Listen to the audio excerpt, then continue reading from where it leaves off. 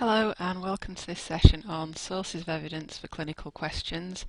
My name's Helen Buckley Woods and I'm an information specialist at Shaw.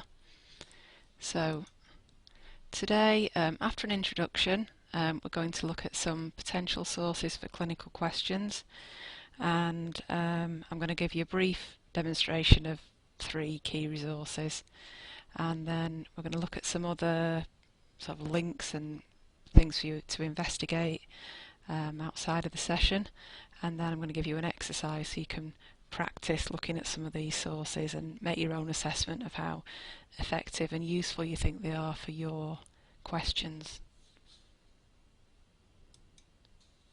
So we're very much in the realm of evidence-based practice here, so just to get us back into that zone, we can look at this quote from the NHS Quality Improvement Scotland website from 2005, and that talks about evidence-based clinical practice is an approach to decision making in which the clinician uses the best evidence available in consultation with the patient to decide upon the option which suits the patient best.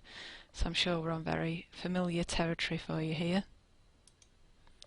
And just to go into a little bit more detail about that, what we're thinking about is the integration of best research evidence with clinical expertise and patient values, and this is from a definition from Sackett et al. From 2000. So although today we're going to be focusing on this area here, which is research evidence, I just want to spend a bit of time thinking about the clinical expertise area and the patient values just very briefly, and I'm just going to flag up just some other types of information that you might want to use in these areas. But obviously that's not the focus of the session, but just to mention those at this point. So obviously this clinical expertise area is about the practitioner's knowledge and experience, and also their shared experience with other colleagues, and things like local protocols and perhaps NICE guidance would also obviously inform the evidence-based practice. When we're thinking about this area, patient values, obviously this is learnt from interactions with your patients, but if you're thinking about sources to search or background information in this area, so things that you might not necessarily search for at that moment during the interaction with the patient, but maybe outside of work you might want to research more into this area. There is a lot of information on the internet about the e-patient movement, so patients sharing information on blogs and other social networking sites, and patients participating more in their own care. And it might be useful to look at the TED talk from someone called e-patient Dave. And this is someone, just reading the kind of description of his talk. It says, when Dave de Bronkart learned he had a rare and terminal cancer, he turned to a group of fellow patients online and found the medical treatment that saved his life. Now he calls on all patients to talk with one another, know their own health data, and make healthcare better, one e-patient at a time. So if you're not aware of that, that's a kind of useful way in to learn a little bit more about that kind of that whole area of participatory medicine. There's also resources like Health Talk Online, the UK resource where people are sharing their experiences about particular conditions, their treatments, how they felt, and so on. So those are useful kinds of information in that I think we're best situated in that sort of area if we're using this model of evidence-based practice. There's also, of course, formal evidence in this area, which would be qualitative research, which is obviously asking questions about patients' views, opinions, how they felt about a service, and so on. And you'd search for that within databases like CINAHL and Medline, and I'll give you a few tips on that searching for that kind of evidence at the end of this presentation, but obviously that's not our focus for today. What we are focusing on today is here, and we're thinking about evidence to answer a clinical question. So questions like, which is the most effective treatment, what is the best diagnostic tool. And so for these questions we need particular types of evidence, and therefore our search will be focused on just a few key resources. So we're going to look at, sorry this is a bit faded out because there's some links here, we're going to look at the Cochrane Library PubMed and an example of a clinically appraised topic. So there's different resources that offer these clinically appraised topics, and so we're going to look at one called Best Bets. But before we do that, we're just going to have a little word about the World Wide Web. So obviously everybody uses the web, or a lot of people use the web. Obviously not everyone has access to IT, but people that do would be using Google or Bing or a generic search engine to find information. And we know increasingly that obviously people use these tools when they get to work to look for information, and health professionals are no different from that respect. And this has good and bad points. Firstly, bad points. Obviously Google has a commercial focus and it only indexes about 4% of the web. So there's a lot of the web, it's a very small part of the web that Google crawls and finds information from.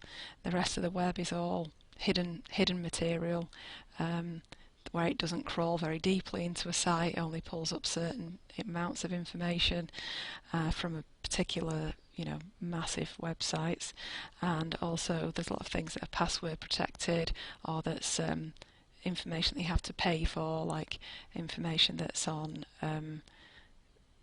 paid for databases, library databases, those kinds of sources as well. So you have to think about how useful searching a generic search engine is, when it might be quicker to use PubMed or one of the other sources like the Cochrane Library, because you don't have to search through a lot of stuff to get to the key sort of studies that you need, especially when you're trying to answer a clinical question, so you need something quickly. But of course you can access research papers through Google and Google Scholar, because they do index some sources where you can get research papers that are available freely, but it's just weighing up. You'd have to search through a few to get them. It's a good way to use those sorts of sources for research evidence, is perhaps to search the other places first, then go back and check and just see whether see what else is coming up, if there's anything new coming up, kind of like a backup. One thing to mention is that the kind of health aspect of Web 2, so things, resources like blogs, Twitter, all these kind of social networking applications, you're not going to find those through PubMed. So if there's practitioners speaking to each other and giving, sharing ideas and information, you're only going to find that through searching the web. So for that kind of health 2 sort of information, that can be useful. And there have been papers that have talked about people using Google for looking for a diagnosis, but there's nothing kind of concrete that definitely suggests that is the place to go.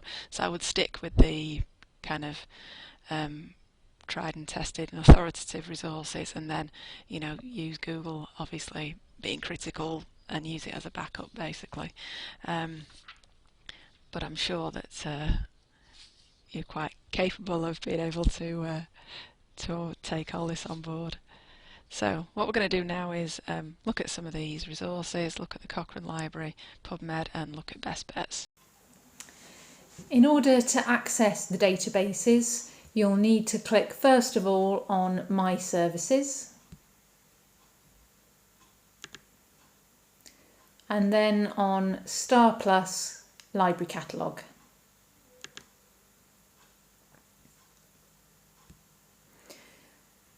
Once you get to Star Plus, you'll need to click on Library Homepage, and from there, from the left-hand menu, you need to click on A to Z, the first item on the list.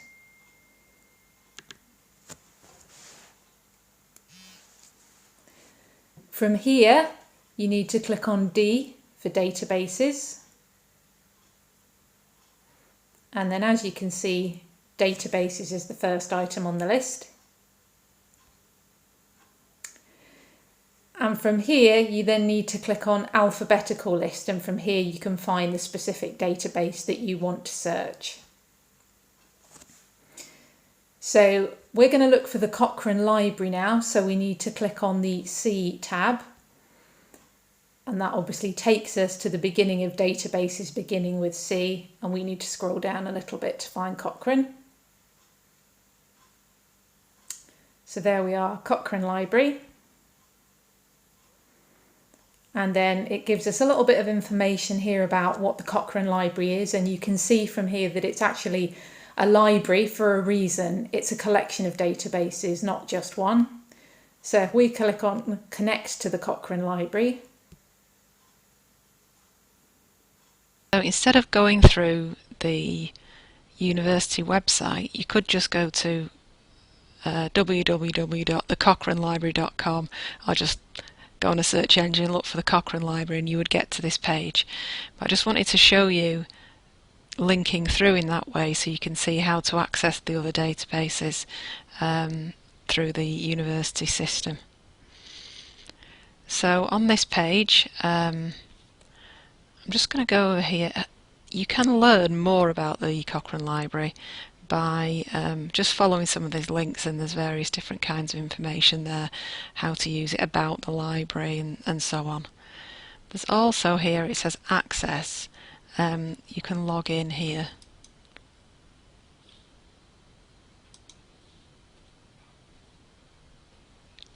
So you don't need to log in to use the Cochrane Library. It's free, you can just go to the website. But if you do log in, you have to create a little account, a separate personal account. Then if you do log in, then that enables you to save searches and run searches again, and that kind of thing, if you would like to do that. But it's not necessary to do that. Okay, so if you go to here, this little search box, this is a really quick way of searching. You can just put your keywords in here, and then whatever word you put in, you're saying search in this field above. So if you put a word in there, it will search for that in the title, the abstract, or the keyword of the record. Or you could say, for example, just in the record title. So that's a really quick way of searching. You can browse over here, find articles by topic, and so on. You can just browse A to Z. That's another way of accessing the information on this resource. I'm going to go to this search box here. So you see you've got the drop down again. You've got the title, abstract, keyword, and you can just put your words in there. Or you can go to this search manager. The problem with the search manager is that you've got to put in and tell it title, abstract, keyword. But you don't have to do that if you use the search, if you just use the search, this search screen here.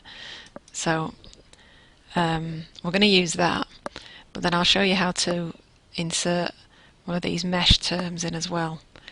For speed, you could just use this search page, put your terms in there and go, and that's it. That's the quickest way to do it. But I'll show you how to put these medical subject headings in as well, just for interest. If you want to do that, then you can. If you don't have to. You can just quickly use this search box here. So we'll carry on with the paracetamol theme.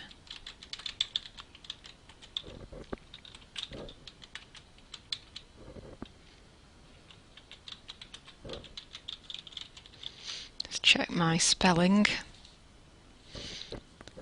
That's fine. So I'm saying paracetamol or acetaminophen in the title or the abstract or the keyword. And I'm going to add it to the search manager. So there you are. And it's done that for us there. And it's found quite a few records, 4,000. And then what I'm going to do is, I could just go on to the other aspect of the search now, which is the overdose, and just combine them, and that's it.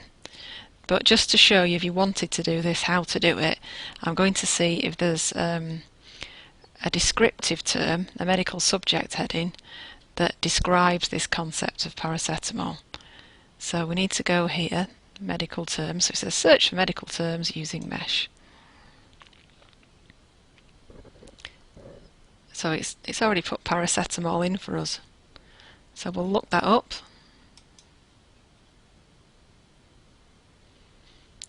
So it says definition, acetaminophen, and then it describes it. So then it says, it tries to match what you've put in with these lists of terms, which they call trees, which are basically labels that they add to each record to say what it's about. So the chances are you would find the record anyway, because you would have used the term paracetamol in the title, look for it in the title or the abstract, and the person who's written it has used that term in the title or abstract. But if there are papers where they haven't used that term, where they've used a more medical description, if you like, and they've used acetaminophen, we want to find those papers as well. So that's why we're going to use this subject heading. You take a slight risk, I guess, if you don't use the subject headings, if you use just put keywords in and search quickly. But then obviously it is a lot quicker, so that's what you're gaining. So it's if you're doing a big, massive, thorough search, then obviously you'd use always the medical subject headings. If you're doing a quick search, and that's the essence of what you want, the speed is the most important factor, then perhaps you could miss this stage out. But I'll show you, so then you can choose. So this is what it's come up with, and it's saying here it is, and these are the trees, if you like. So you can see that's where it is. So then it says explode all trees. So that means if there were any more detailed words underneath acetaminophen, we'd get those terms as well. There actually aren't, that's it. It's just the name of the drug and that's it. But we're just going to select this single term because that's actually all we want. And then over here it gives a bit of a breakdown, and it says if you search for that mesh descriptor, then this is where you'll find it. You'll find 28 Cochrane reviews and so on. So we're going to add it to the search manager. This is our little our kind of workstation, the search manager, where we've put everything. Okay, I'm going to back to this search screen here and put this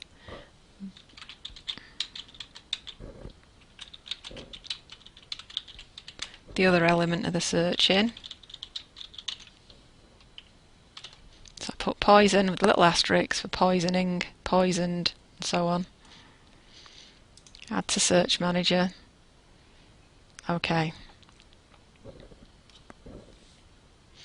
So what we're going to do now is we're going to say I want everything about paracetamol altogether.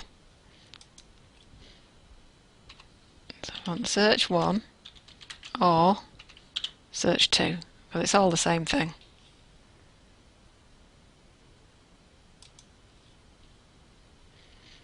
Okay, and then we're going to say I want everything about paracetamol and anything to do with overdose, toxicity, and so on. So that means I need search for everything about paracetamol and search 3.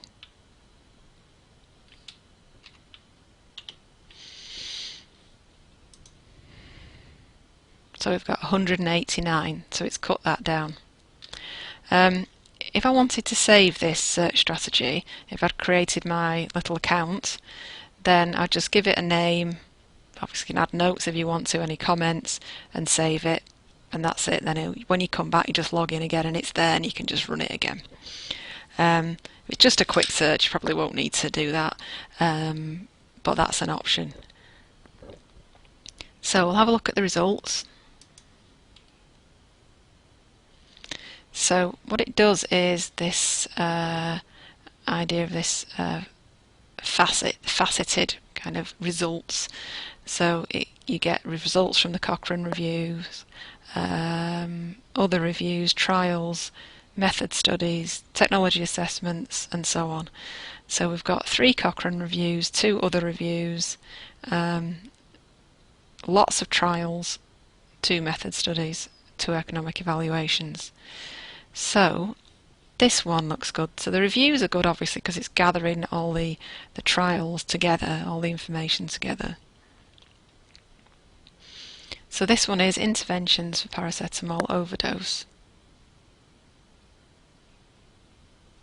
And you see you can look at the abstract here, and it also has plain language summary, author's conclusions, and or you can look at the full article if you want to look on it as a web page, or you can download it as a PDF document. And you can see the objectives were to assess the benefits and harms of interventions for paracetamol overdose. So that's covering everything, and so that would be useful to answering our question. So we'll just go back.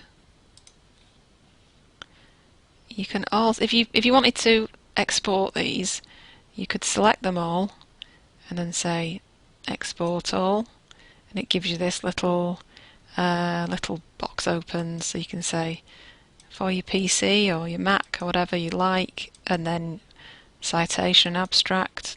Obviously the abstract's useful. Then you can just export, or you could just select individual ones to export if that's what you prefer, and then you can go into the other aspects such as the trials.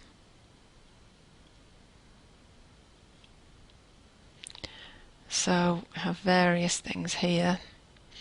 So this is about the intravenous treatment for paracetamol poisoning, adverse effects, and then that's a trial, so that might be useful to have a look at. But possibly that information will be already included in the review. The review would be better, I suggest, than one individual trial. But these are all useful to look at as well. And of course, it's useful to kind of triangulate between different sources. So if you search just 3 or 4 different sources, then you're going to see what the best information is, draw that together, and then you can draw your conclusions from there. Okay, I think that's everything that I wanted to show you on the Cochrane Library. And we're going to have a look at PubMed clinical queries. What you have to do is, obviously you're not searching the whole of PubMed, you're searching, there's basically a special place where you can search for these types of queries called clinical queries. So how it works is that basically the information's filtered by some pre-written search filters to identify particular study types. So here it's talking about clinical study categories, filters developed by Haynes et al. So you can look at this filter information, and you can see that if you're looking for therapy, they're looking for clinical trials, so there's terms around clinical trials. And if you're looking for a prognosis question, then it has terms to help identify particular studies that are useful for those questions, and so on. Also for the systematic reviews, this is just limiting to systematic reviews. So they've created a filter here, so a search strategy used to create the systematic reviews subset on PubMed. This subset is available on the filters sidebar under article types. It's also available on the clinical queries screen, so that's what we're using here. So you can see how they've just created a search statement, number of terms, that helps to cut out studies that aren't systematic reviews. So it's not going to be perfect, but it's just a way of trying to restrict to a certain type of study.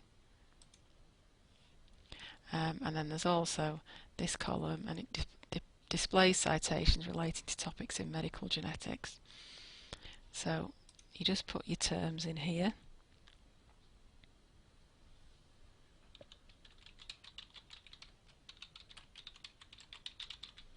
Just put in paracetamol overdose.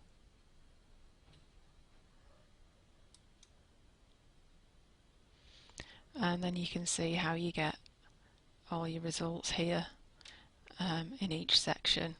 It lists the results underneath, and then you can change the scope. So say if you think I want to just narrow it down just to be really specific, anything that is really specifically fits this therapy category, and I'm not worried about if I potentially miss something. You know, I'm not doing a systematic review. I want like a very small number of papers returned, or smaller number. You can change it so they've only got 35.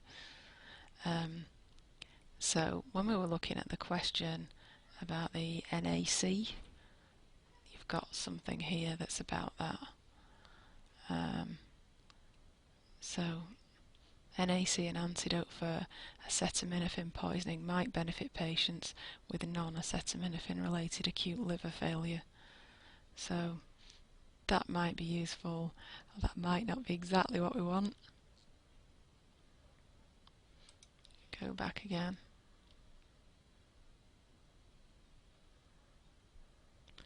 And you can see there's something here about paracetamol overdose and treatment there. And there's also a number of papers here if you're interested in this topic.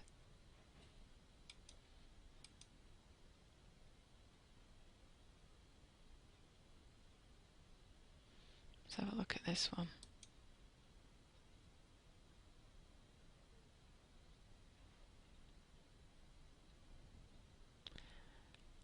So this is talking about the different protocols available and what might be possible useful approaches with this treatment.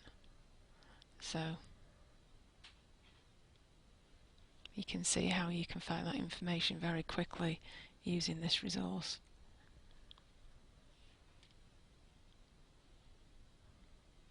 So we're going to go back now. I'm going to have a look at best bets.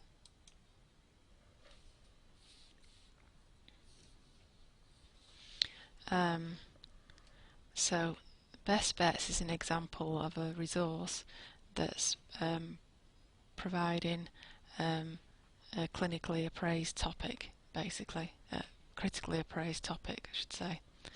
And to find out a bit more about it, if you look in this participation section, it tells you a bit more how they work. Basically, this is if you want to do one, but it serves the purpose of explaining how it works. So each topic's written by one author, reviewed by a second for quality control purposes, and it gives you information on who the people are involved in it and so forth. So they were set up at Manchester Royal Infirmary in 1996, and they grew out of a single paper, critically appraised topics, and it gives details of relevant evidence to precise clinical questions. So they're about answering real-world clinical problems. So I'll just show you one or two of them so you can get the idea of what kind of things that they're about and how they work.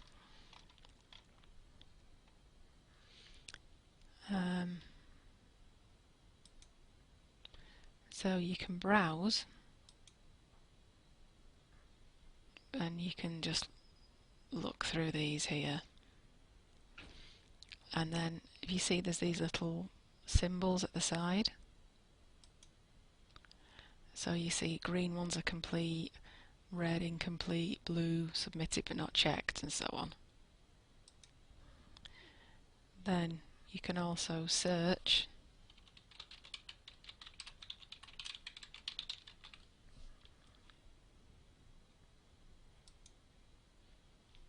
and then this is the spot on answer to our question from this resource.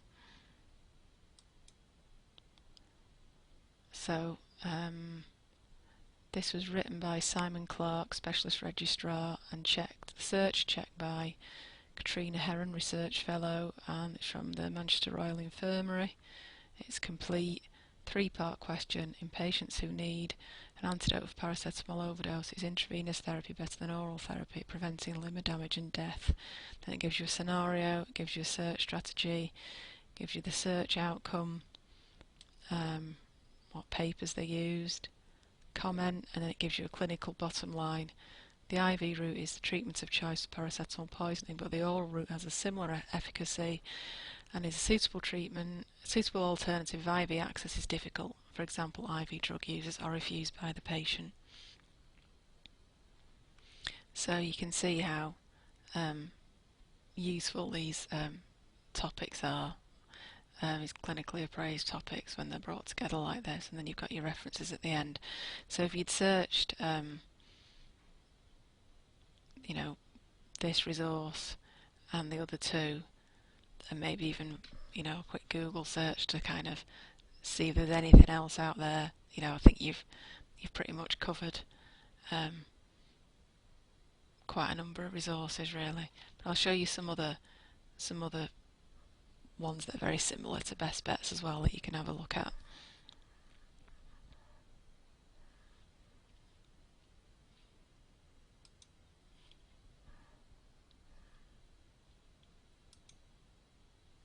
You can also come onto this news section, and it shows you if there's any new topics that have come out. So you can see there's some here that you might want to look at. Okay, so we're going to go back to the slides now. So we've looked at some key resources at the Cochrane Library, PubMed clinical queries, and the example of a critically appraised source. So that's very bit of a whistle-stop tour. Hopefully it's given you some idea of some sources you can use.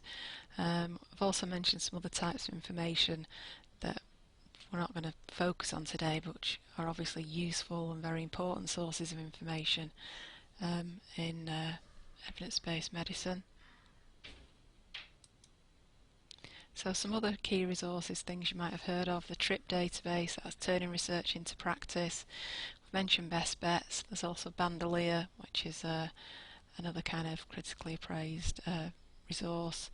NHS evidence, that includes something that you might have used called clinical knowledge summaries, but that's not being updated anymore, clinical knowledge summaries, but it is. You can still go to that website if you just search for CKS, you can find it.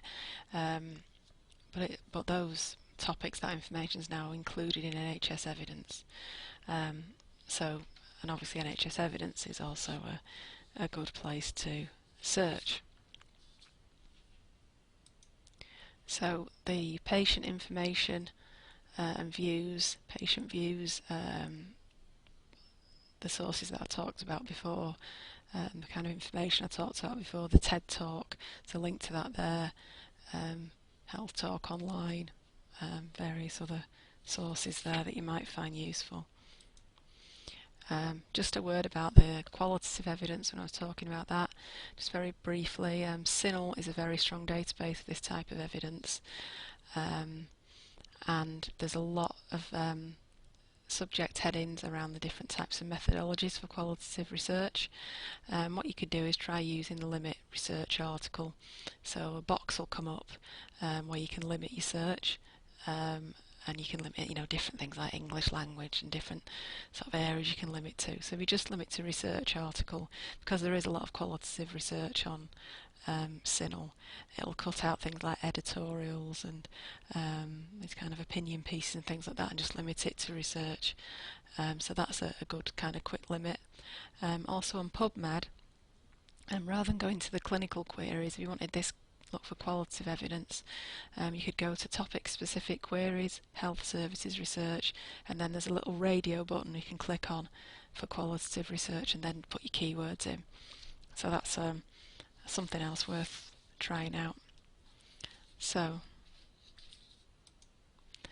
we've had a quick look at these sources, but I think the best way obviously to find out more about them is to do your own search. So there's an exercise for you to try. If you use your own question and you search PubMed clinical queries, the Cochrane Library and Best Bets, and then note down the number of results that you retrieve and your initial impressions on the quality of the results and the relevance of the results, how useful they be to you in answering your question in that kind of